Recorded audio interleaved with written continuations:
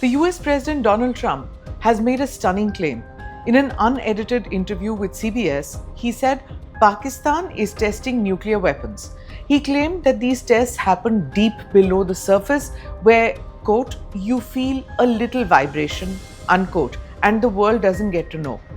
Were the multiple small tremors recorded in Balochistan a few months ago natural seismic activity, or were nuclear devices being tested by the Pakistanis? What does it mean for India and Asia? Should India test nuclear weapons? Let's break it down. This is Quick Take, your quick guide. I am Smita Prakash.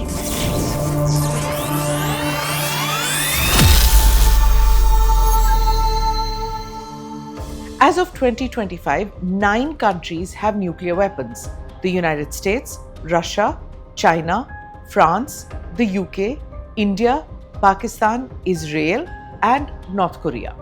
India and Pakistan both tested their bombs in 1998. Since then, neither country has tested again, or at least officially not tested.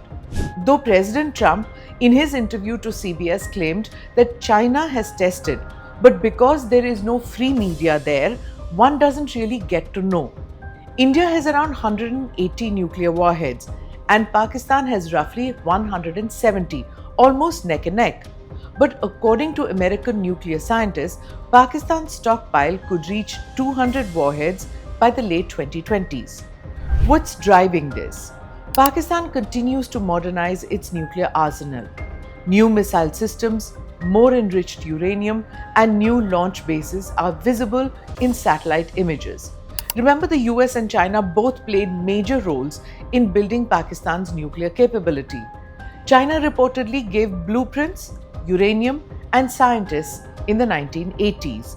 The US has trained Pakistani scientists in nuclear technology decades earlier, and later looked the other way during the 1980s Afghan War, when Pakistan helped the CIA supply weapons to Afghan fighters against the Soviets.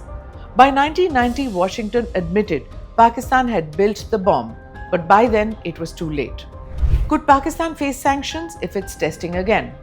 Pakistan has never signed the Nuclear Non-Proliferation Treaty or the Comprehensive Test Ban Treaty, and neither has India. So technically, it's not breaking international law by testing. But any new test would violate global non-proliferation norms and likely trigger economic sanctions and diplomatic isolation.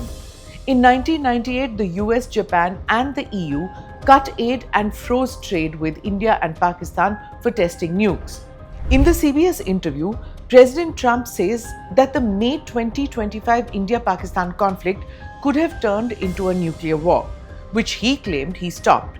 Sanctions in 1998 hit Pakistan hard then, but today, even if they have tested, will Pakistan face sanctions? Highly unlikely. What does this mean for India? If Pakistan is testing again or has tested again, it would raise the regional threat level dramatically. It could push India to rethink its own nuclear posture, especially as China also expands its nuclear arsenal. But India faces a tough choice. Testing again could invite global backlash and damage that its carefully built image as a responsible nuclear power. Remember, India's nuclear doctrine is no first use, focused on deterrence, not aggression. Yet if both China and Pakistan upgrade their capabilities, India will face strategic pressure to respond, not through testing perhaps, but through modernization and alliances. Let's put it simply. Pakistan might be testing. Trump claims it is. China may be expanding. Russia is rearming. And the US is restarting its own tests. The global nuclear restraint, built over decades, is cracking, and Asia is becoming the new center of that storm.